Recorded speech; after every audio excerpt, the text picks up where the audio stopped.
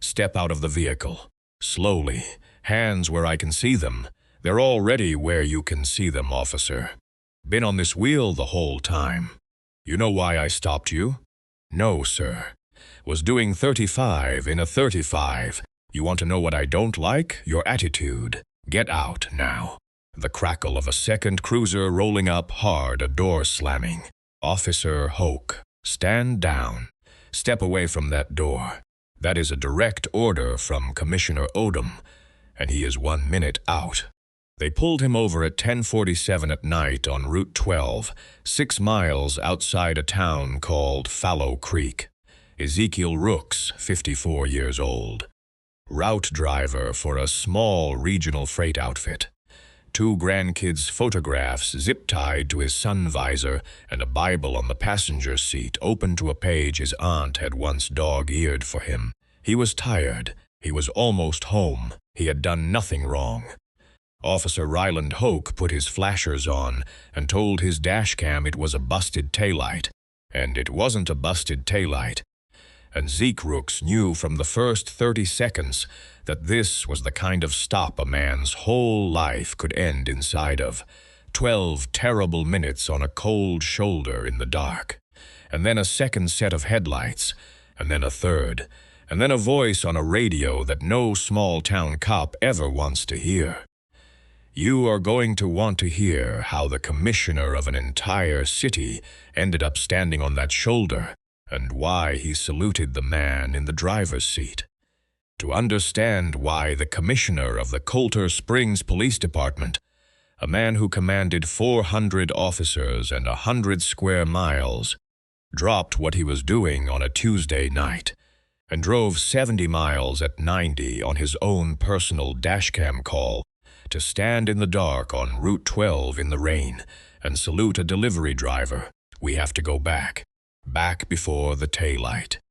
Back before the flashers, back to a boy in a country house with a tin roof, a great-aunt who read her Bible out loud on Sunday afternoons whether anybody was listening or not, and a night the boy learned a lesson that would keep him alive and quiet on a lot of dark roads to come. Let's begin. Ezekiel Rooks was born in a hollow outside Fallow Creek in the spring of 1971, the second of 4 boys, in a house his grandfather had put up in a weekend with the help of every man on that road. Fallow Creek was a nothing kind of town, a diner, a gas station, a feed store, and a small square with a bandstand nobody used except at 4th of July. Around Fallow Creek was farm country and long, dark roads that wound between the pines, and if you lived out there, you drove those roads at night to get anywhere, and you knew which ones the sheriff sat on with his lights off. Zeke's parents both worked the poultry plant out on Route 40. His father drove the second shift and his mother worked the line, and when both of them were on, which was most of the time, the 4 boys spent their evenings at their great-aunt Deborah's house on the next farm over.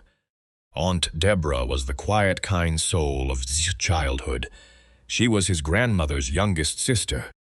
60-something when Zeke was small, and she had a tin roof and a screened porch, and a Bible on the kitchen table so thumbed and marked that the pages ruffled at the corners like feathers.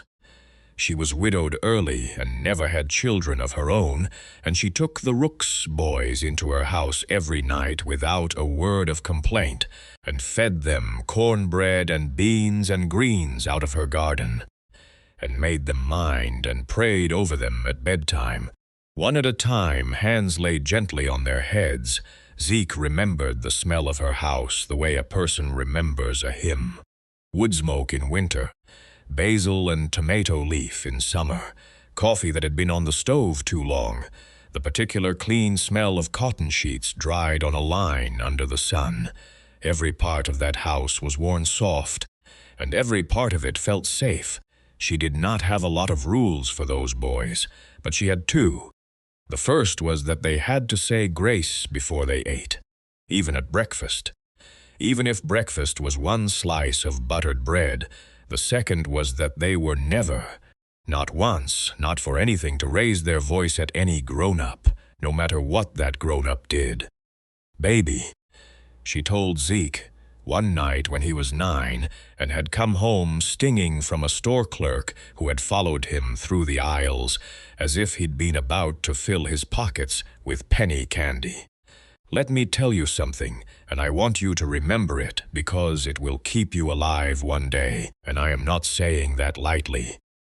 She sat him down at her kitchen table. She took his small hand in both of hers. There are going to be a lot of people in this life who look at you and decide who you are before you say one word. Some of them will be small people. Some of them will be angry people. Some of them will have a badge. And you cannot fix any one of them, you hear me? Not with your voice and not with your fists. All you can do, the only thing that has ever worked, the only thing your granddaddy and his granddaddy figured out, is you keep your hands where they can see them, and you keep your soul where God can. She held his hand for a long minute. Say it back to me. Ezekiel, keep my hands where they can see them, he whispered, and my soul where God can. That's right. You say that when you're scared. Every time. It'll keep you. She kissed his forehead. Because your voice is precious, baby, and your body is precious, and I don't want either one of them to be broken by a small man on a bad night. God is watching. He is always watching. You do your part. He'll do his. She had a way, Aunt Deborah, of saying things that came back to you years later like a hand on your shoulder. She used to put both her rough, small hands on his cheeks after a hard day at school and say, "You are not what they told you today, Ezekiel Rooks. You are what your mama and I have been telling you all your life. And I have been telling you longer." She used to sit him on the porch swing on Sunday afternoons and read to him out of that thumbed Bible, not the fire and brimstone parts, but the tender ones, the shepherd part, the not a sparrow falls part, until his eyes got heavy against her shoulder, and the cicadas got loud and the whole hollow went gold. Once, Zeke was 11. A deputy had come around asking questions about a neighbor's stolen tractor. Aunt Deborah had stood in her own doorway with her arms folded and answered every question, precise, polite, and had refused quietly to let the deputy inside her house without a paper. She had made him stand on her step. Zeke had watched from the kitchen. He had watched the deputy go from confident to annoyed to almost angry, and he had watched Aunt Deborah's face never once change. When the deputy finally left, Aunt Deborah closed her door, walked back to the kitchen table, poured Zeke a glass of milk, and sat down across from him like nothing had happened. "Aunt Deborah," he said, "why didn't you let him in?" "Because he didn't have a paper." "Baby, but you were scared." She smiled a little. "I was, but being scared and giving in are two different things. You can be scared. You don't have to give in. He wanted my house today, and I wasn't going to give it to him just because he had a badge. That badge means he has to ask right. And he didn't ask right." She sipped her coffee. "One day, baby, that badge is going to come for you on a road somewhere. Not because you did anything, because that's how it is. And I want you to remember tonight, you are polite. You should be respectful. You keep your hands and your soul where I told you, but you do not give a small man your dignity just because he has a light on his car. You hear? Yes, ma'am. That's my boy." Zeke Rooks said that sentence to himself in the dark more times than he could count for the rest of his life. He said it the first time he was pulled over, 16 years old with his mother's grocery list on the seat, and the deputy talked to him like he'd stolen the car he was driving, which was his own father's. He said it at 19, on a dark shoulder off Route 40, with a different deputy shining a flashlight in his face for 11 minutes over a headlight that was fine. He said it at 25, when a highway patrol pulled him out of his truck and searched every inch of it and found nothing because there was nothing to find. And he'd said, "Yes, sir," and "No, sir," for 2 hours in the freezing cold with his hands on the hood. He kept his hands where they could see them. He kept his soul where God could. He grew up and he did what men in his family did, which was work. He got on with a small regional freight company that ran routes across 3 states. And he became a night driver because he liked the quiet and because the pay differential meant he could send more home. He and his wife Cassandra, Cass, everyone called her, had 2 daughters and eventually 2 granddaughters. And Zeke Rooks was the kind of grandfather who kept school photos of both little girls zip-tied to the sun visor of his cab so that every time he flipped it down, they smiled at him. Cass was a nurse. She had, over 30 years of marriage, developed a series of quiet rituals around the fact that her husband drove at night through a country where night driving could get a black man killed. She sat up until he called from the last stop of every route. She had, 3 times in 30 years, sat up until dawn when a call didn't come, and each time it was because his phone had died, and each time she'd said nothing about it the next morning, except to slide his plate of eggs a little closer. She'd been the one, 8 years back, who had heard from her sister's boy, who was studying computer science down at the community college, about a small app somebody had built for exactly this kind of night driver, and she'd made Zeke install it, and she'd never told him she checked its little green light on her phone before she went to sleep every single night. That was Cass.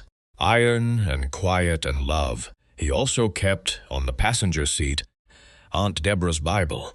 She passed away when he was 38. Willed him her Bible. He had read it and reread it and marked it, and it lived on that passenger seat every mile he ever drove because he liked to think she was riding along. And through all of it there was the boy from down the road. Nate Odom was 6 years old when he first showed up on Aunt Deborah's screened porch. His mother had passed of a fast cancer that spring. His father drove a long-haul route out of Coulter Springs, and there wasn't anybody on the days he was gone to look after the boy. Aunt Deborah heard about it from another woman at church, and one Tuesday afternoon she walked the 2 miles down the road with a covered dish and knocked on the Odom door and told the exhausted father mildly that his son would be at her house from breakfast to bedtime for as long as he needed. That was all. She'd already decided. She was just informing him. Nate slotted into the 4 Rooks boys like he'd always been there. He was quiet and small and afraid, the way a boy is when his mother has just died. And Zeke, closest to him in age at 7, became the one Nate followed everywhere. To the creek, to the chicken coop, to the porch swing in the evenings. Aunt Deborah prayed over their 2 heads at bedtime side by side, one hand on each, saying the same words she said over her own great-nephews. Nate learned the sentence about hands and soul before he could tie his own shoes, because Aunt Deborah had said it over his head so many times he'd come to think of it as a lullaby. The 2 boys grew up like brothers, fought like brothers, made up like brothers, and on the day, 30 years later, when Nate Odom was sworn in as the youngest commissioner in the history of the Coulter Springs Police Department, the person he called first was not his wife or his father.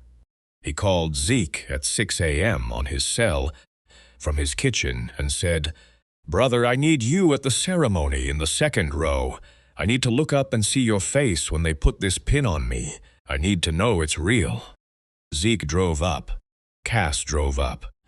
They sat in the 2nd row, and Nate at the podium in front of the mayor and the press told the whole city about a screened porch and a woman who prayed over 2 little boys' heads, and every time he told that story he called his brother by name from the stage. Zeke Rooks. 2nd row. "Stand up, brother." Zeke stood up, embarrassed, in a suit that pinched at the shoulder. and Nate saluted him from the podium in front of 500 people. That was the first time Nate Odom saluted Ezekiel Rooks in public. The salute on Route 12 would not be the second. He had never gotten a moving violation, not once. He had 3 years running been named safest driver at his company. His employer trusted him with the longest, most sensitive runs. Cass slept easy when he was gone because she knew if her husband had a fault as a driver, it was that he took the speed limit too seriously. He was 54 years old on the Tuesday night this story finds him. He had spent the day running freight from a distribution hub near Coulter Springs, a bigger city about 70 miles from Fallow Creek, and he was on the last leg home on Route 12, a 2-lane state road that ran through farm country under a sky so black on a moonless night that you could see the whole Milky Way through the windshield if you turned your dashboard lights down. He was almost home 15 miles out. He was thinking about the meatloaf Cass had promised she'd keep warm for him, and then the flashers came on behind him. Zeke did what he had done his whole life. He pulled over, slow, careful all the way onto the shoulder. He put on his cab light.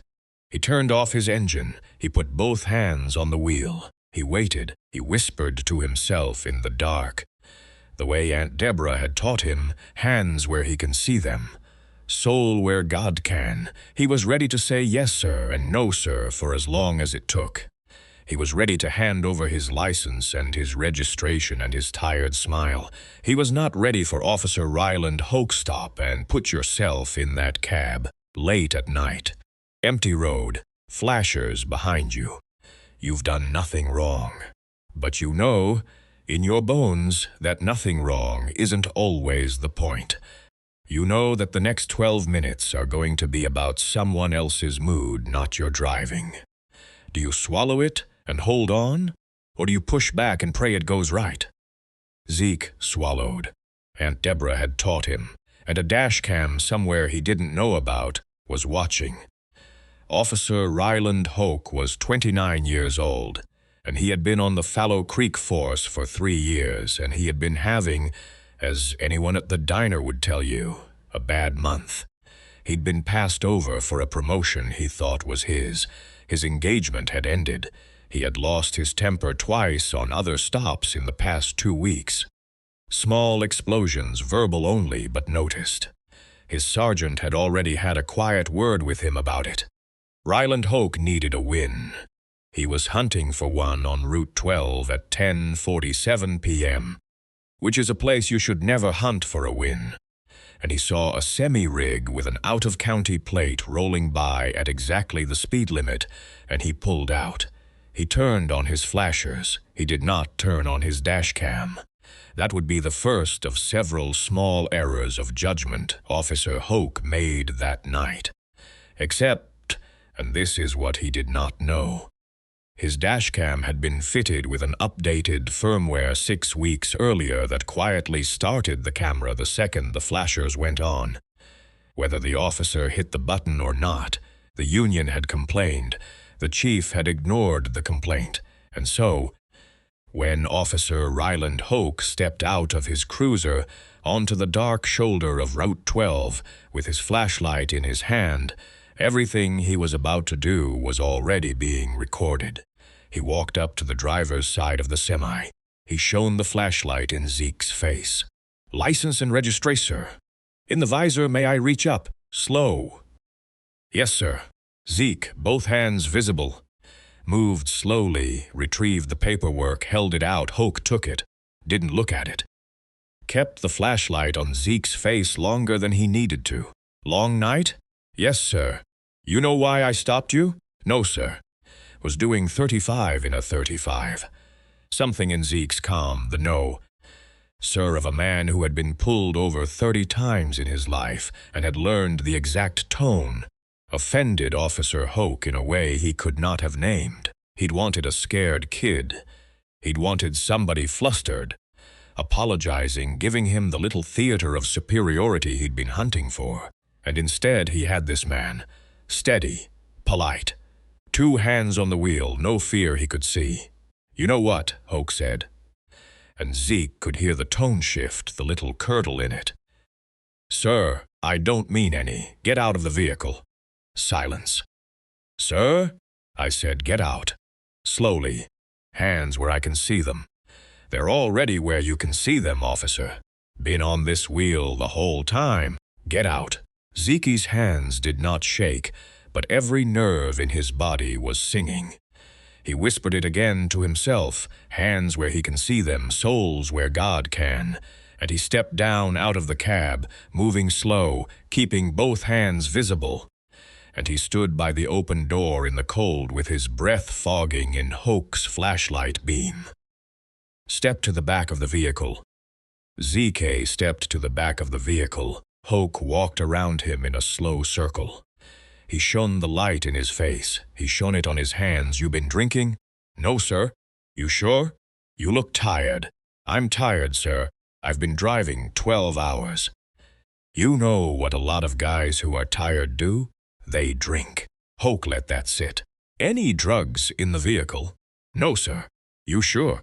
Because I'd hate to have to search it and find something you forgot about." "I'm sure, sir. I might search for it anyway." "Yes, sir. 12 minutes of this." 12 minutes on the cold shoulder in the dark. Officer Hoke turned every quiet. Respectful answer Zeke gave him into evidence of something. His calm was suspicious. His yes sirs were mocking. His tiredness was probable cause. Zeke did not raise his voice. Zeke did not clench his hands. He did what he had been taught in a kitchen 50 years ago, and he prayed silently, and he waited. The wind picked up and went cold across the cornfield behind them, and Zeke's breath came out white in the flashlight beam. Somewhere in his shirt pocket his phone sat, and somewhere in a boy from a screened porch's grown-up palm. His phone had just started to buzz, though neither man on that shoulder knew it yet. "Where are you from?" "Distribution hub out of Coulter Springs, sir. I already told you that." "Where you goin'?" "Home, sir. 15 miles up Route 12. "What's in the trailer?" "Restaurant supply, sir. Bill of lading is on the clipboard on the passenger seat." "Do you want me to?" "No, don't move. I don't want you moving." Hoke's flashlight went in Zeke's face again. "You seem awfully familiar with the drill, sir." "I've been driving trucks for 30 years. "Uh-huh. And when's the last time you got stopped?" "I don't recall exactly, sir. Been a while." "Uh-huh. Every question is a small hook. Every answer, no matter how honest, spun into something else. Zeke had lived it before. He had lived it many, many times. He had once, at 41, prayed all the way through the same 12 minutes on a different shoulder with a different officer while his youngest daughter's kindergarten graduation photo was in his shirt pocket. He had, once, at 49, done it in a rainstorm at 3 a.m. with a cop who did not seem drunk but did not seem sober either. Every time he had made it home. Every time he had said the sentence to himself in the dark and made it home every time. He also, because he was a man who had learned the hard way, he also spoke deliberately. Full sentences, clear address. Because his cousin years ago had told him one truth: always talk like there's a camera. Even if there isn't, there's always a camera somewhere. Sometimes the camera was in God's hand, and sometimes it was in a courthouse, and sometimes it was in the dashboard of the cruiser 3 feet away. You spoke like a witness even when there wasn't one, because one day there would be. That habit on this night was going to save his life, because at 10:58, on his 9th, "You sure?" Officer Hoke escalated. "You know what?" he said, and his voice had turned mean. "I'm not comfortable with your attitude. I'm going to put you in cuffs while I search this rig, for officer safety." Zeke's whole body went cold. "Officer, I am fully cooperating. I have not raised my voice. I have not moved. I have. Turn around. Hands behind your back. Officer, I am asking you to please call your supervisor, please." That, of all things. The "please call your supervisor" was what tipped Officer Hoke completely, because Officer Hoke did not want his supervisor at this stop. Officer Hoke had already been talked to about his temper. Officer Hoke was aware that this stop was, in every technical sense, unjustified, and he was aware that the man in front of him knew it, and he was aware that this quiet delivery driver was, somehow, in complete moral control of a scene Hoke had thought he owned. He stepped forward. He grabbed Zeke's shoulder. "Rough," I said, "turn around." And a set of headlights came around the bend on Route 12 at 90 miles an hour. It wasn't only one set, it was three, one behind the other. Two unmarked SUVs, and in the middle, a black sedan with a small city seal on the door, all of them screaming down that dark two-lane in a formation that meant this is important to any cop in the state. The lead SUV came to a hard stop 20 feet behind Hoke's cruiser. A woman in a state police uniform stepped out fast, cell in her hand. "Officer Hoke, stand down. Step away from that door." That is a direct order from Commissioner Odom, and he is 1 minute out. Hoke froze with his hand still on Zeke's shoulder. "What the? Commissioner of what? Who are?" "Coulter Springs PD, take your hand." "Off of him." Hoke took his hand off. He did it slowly, but he took it off. Zeke stood very still. He did not know what was happening.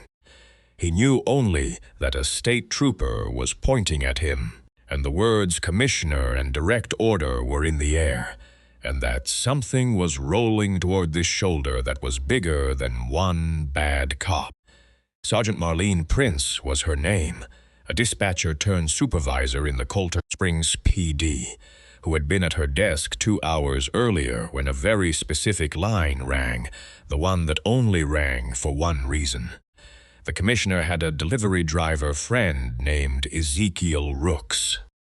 The commissioner had a phone app he had installed on that friend's phone 8 years ago. The app was called Guardian. It pinged only when Ezekiel Rooks pressed a specific button on the app, and this was the automatic setting, when Ezekiel Rooks's phone detected that a traffic stop had gone on for longer than 8 minutes. It sent a live location, a live audio feed if the driver allowed it, and a priority alert to one specific number. Zeke had installed the app because Cass insisted. He had, in the 8 years since, never once used the button. It had never once tripped the automatic timer. He'd forgotten, more or less, that it was on his phone. At 10:55 it had tripped. Sergeant Marlene Prince had answered the priority line. She had listened to a live feed of a stop still in progress. She had 4 sentences in said, "Oh no, oh no."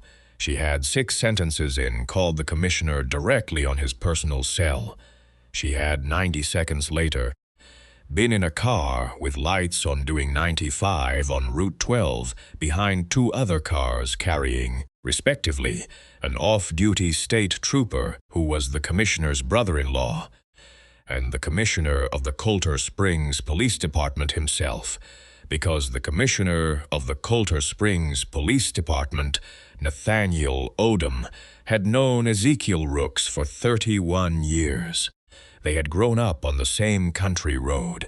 They had, as small boys, spent hundreds of hours on Aunt Deborah's screened porch. Nate Odom had been the 3rd Rooks boy in everything but blood, from the age of 6 on, and Aunt Deborah had prayed over his head at bedtime as often as she had prayed over Zeke's. He had gone off and become a cop, and then a sergeant, and then a captain, and then, 3 years ago, the youngest commissioner in the history of the Coulter Springs Police Department. And through all of it, he had never forgotten the sentence. Aunt Deborah had said to both of them, at that kitchen table on 100 nights, hands where he can see them, soul where God can. He had said at his swearing-in ceremony 3 years earlier that his whole philosophy of policing was contained in that sentence. The officer's job, as he saw it, was to be a person a scared man could keep his hands visible around and not fear for his life doing it. The papers had thought it was a nice line. Officers who worked for him knew it was policy. And now, at 11:04 p.m. on Route 12, the black sedan with the small city seal came to a stop, and Commissioner Nathaniel Odom stepped out. He was a tall man in a dark overcoat. He walked quickly past Sergeant Prince, past the trooper, past Officer Hoke, and he stopped in front of Ezekiel Rooks, and his composed face broke. The way a face breaks when you see somebody you love has been made afraid by someone who did not have to make them afraid. "Zeke," he said quietly. "Zeke, brother. Are you all right? Are you hurt?" "I'm all right, Nate."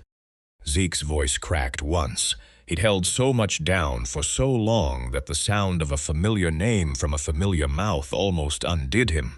"Man, what is this? What are you doing here, the app?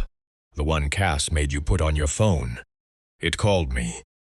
The commissioner's voice was gentle, but his eyes, when they slid past Zeke to Officer Ryland Hoke, went perfectly, terribly cold.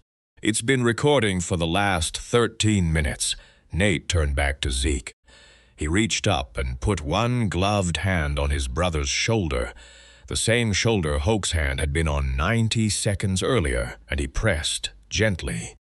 "Look at me, Zeke. Look at me. You did everything right. You said the sentence, didn't you? In your head. You said it the whole time." Zeke tried to answer. His voice would not come. He nodded. "Once. I know you did. I could hear it in your voice on the recording. You said it exactly the way she taught us." Nate's own eyes were wet. "You're going home, brother. You're going home right now. Cass is on the phone. Sergeant Prince is going to hand it to you in 1 minute. You are going to tell your wife that her husband is fine. Do you hear me?" "Yes, Nate. You did everything right, Zeke. You did everything right." Officer Hoke was standing off to one side, and he had not, in the last 3 minutes, breathed properly. Commissioner Odom did the thing he had done 1,000 times as a beat cop and 100 times as a captain, and had never once had to do as commissioner. He raised his hand sharp, and he saluted Ezekiel Rooks, a full salute in the dark on a country road, in front of a state trooper and a sergeant and a shaking small-town cop, and he held it. "Command sergeant of my whole childhood," he said, his voice steady enough for the recording to catch every word. "Man who taught me how to stand still when a grown man was yelling at me. I owe you my whole career, Ezekiel Rooks. This department owes you an apology tonight, and it's going to give you one on paper." He held the salute for another long second. Then he lowered his hand and turned slowly on Officer Hoke. "Officer," he said, quiet, exact, "your dash cam recorded the whole stop." "Yes, it's the new firmware." "Nobody told you." He tilted his head. "You have the right to remain silent. Anything you say from this point will be used in your administrative hearing. Your union rep will be at the station when we get there. Do you understand?" Officer Ryland Hoke understood. Sergeant Marlene Prince walked up to Zeke and pressed her cell phone into his hand and said gently, "Sir, your wife." Zeke lifted the phone to his ear. His hand was shaking now, at last, the way it had refused to shake for the entire 12 minutes on the shoulder. He turned his back to Officer Hoke, to the flashers, to the cold. He put his other hand over his eyes. "Cass? Zeke, baby. Zeke, I'm here, honey. I'm here. I'm all right. Nate's here. I know he's there. I heard the recording." "I heard all of it, Zeke." She was crying too. "Baby, you come home. You come home right now." "I'm coming home, Cass. Meatloaf's still warm." She laughed through her tears. "The meatloaf is cold, Ezekiel Rooks. That meatloaf has been cold for 13 minutes, and I do not care. You come home. I'll warm it back up." He handed the phone back to Sergeant Prince, and he sat down at last on the running board of his own cab, and he put his face in his big driver's hands, and he shook for a full minute while Nate Odom stood in the road beside him with a hand on his back and did not say a word. Just stood there, Just stayed the way a boy who'd learned to stay from the same porch as him would stay. Officer Ryland Hoke did not get arrested that night. Nothing he had done on Route 12 crossed a criminal line exactly, but a great deal of it crossed lines that mattered to the department that employed him. The dashcam recording ran the length of the stop, from the moment he flipped his flashers to the moment Commissioner Odom saluted. It was reviewed the next morning by 3 supervisors and by the department's Civilian Oversight Board. Hoke had escalated a legal stop into an unlawful detention, threatened a search without cause, laid hands on a compliant civilian, and gone out of his way, on record, to break a man's dignity for the fun of it on a bad night. The Fallow Creek Police Department was small. It did not have the appetite or the political cover to keep him. He was terminated within the week. He lost his certification within the month. He did not become a cop again. He worked eventually at his uncle's auto parts counter, and, over the following years, the way it can happen sometimes, if a person is willing to grow, he did grow. He grew up. He went to a lot of quiet meetings. 5 years later, he wrote a letter to Ezekiel Rooks that no one made him write, apologizing without excuses, and Zeke, because Zeke was Zeke, wrote back and told him he was glad he'd become the kind of man who could write such a letter, and that the past was the past, and that he wished him well. The apology on paper the commissioner promised took the form of a formal written statement from the Colter Springs Department, which had jurisdiction to make it, and a personal one from the Fallow Creek chief. Both were quiet. Both were sincere.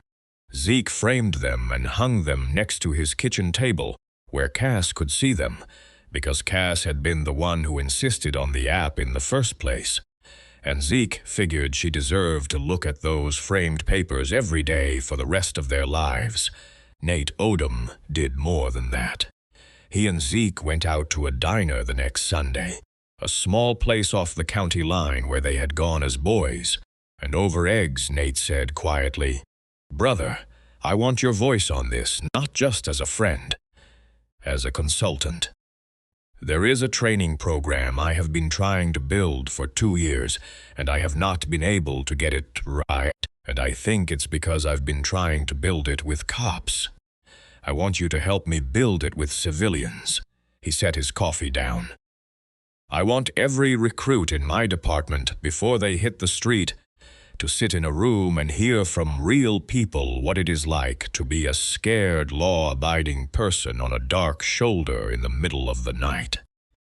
I want them to have your face in their memory when they walk up to the next window. Would you help me?"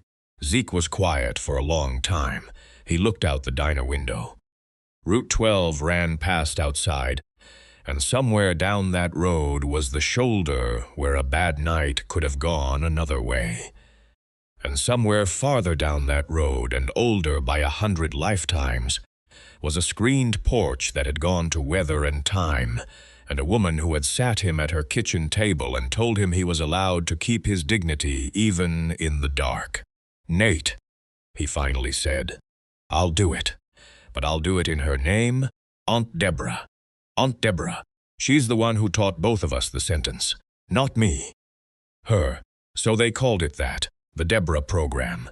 Every new recruit at Colter Springs PD, before they graduated the academy, sat for 1 whole day in a plain classroom and listened to civilians, Zeke, and others he brought in over time, talk about traffic stops and store aisles and stopping to change a tire in the wrong neighborhood, and the recruits sat there and listened and were not allowed to interrupt and were not allowed to argue. They were only allowed to listen. Just listen. That was the whole day. Zeke did his own session on the first day of every new academy class for the rest of his life. He would come in his good shirt, sit at the front of the room and tell them, plain and quiet, about Route 12, about 12 minutes on a shoulder, about a phone in his pocket he'd forgotten about, about what it feels like at 54 to say yes, sir, while a young man's hand is on your shoulder for no reason. He never told the story like a hero. He always told it like Aunt Deborah, mildly, with warmth, and with a sentence about hands and soul at the end. The recruits watched him. Some of them cried. Almost none of them forgot. 2 years in, complaints about traffic stop conduct in Coulter Springs dropped by more than half. The commissioner didn't shout about it publicly. He just kept building the program. Other departments started to ask about it. A few quietly adopted their own version. It didn't fix everything. Nothing ever does. But it fixed some things, and the person it fixed the most was, over time, the recruits themselves. Cass Rooks was invited to speak once. She refused for almost a year. When she finally said yes, she stood in that classroom in her nice dress, and she did not talk about Route 12 at all. She talked about the 8 years she had checked a little green light on her phone every night before she went to bed. She told them what it feels like, as a nurse, as a wife, as a mother, as a grandmother, to lie in a warm bed and wonder if the man you have loved since you were 19 years old is going to walk in the door at 6 a.m. or not. She was calm the whole time. She did not raise her voice. She left the room, and every recruit in it changed. Nate Odom stood at the back of that room and wiped his eyes on his sleeve and did not care one bit who saw. Ezekiel Rooks kept driving night routes on Route 12. He kept 2 grandkids' photos zip-tied to his sun visor. He kept Aunt Deborah's Bible on the passenger seat, but he stopped whispering the sentence in fear. He whispered it now the way you'd whisper a hymn. The low, tired, grateful way you whisper a truth that has kept you hands where he can see them, soul where God can, somewhere. On a screened porch that had long since gone to weather and time, a woman he had loved his whole life smiled, and a boy who used to sit at her kitchen table beside him, a boy who now wore a badge and a whole city on his shoulders, drove the 70 miles back to Coulter Springs alone in a black sedan and did not turn on the radio the whole way home. Because there are certain nights a man needs to ride in the quiet with the people who taught him how. So, here's what I want you to sit with tonight. That man on that shoulder had done nothing wrong. Nothing. And a bad cop on a bad night nearly took his dignity in the dark because he thought no one was watching. Someone was watching. Someone is always watching. And sometimes the person who is watching is the boy who used to sit on your aunt's porch. If this story got a hold of you, do 3 things. Drop a comment and tell me. Who taught you how to stay quiet when it mattered? Share this with somebody who's ever come home from a stop like that and not talked about it for a week. And subscribe and turn on notifications so the next story finds you, because you keep your hands where they can see them and your soul where God can. And He is watching, always.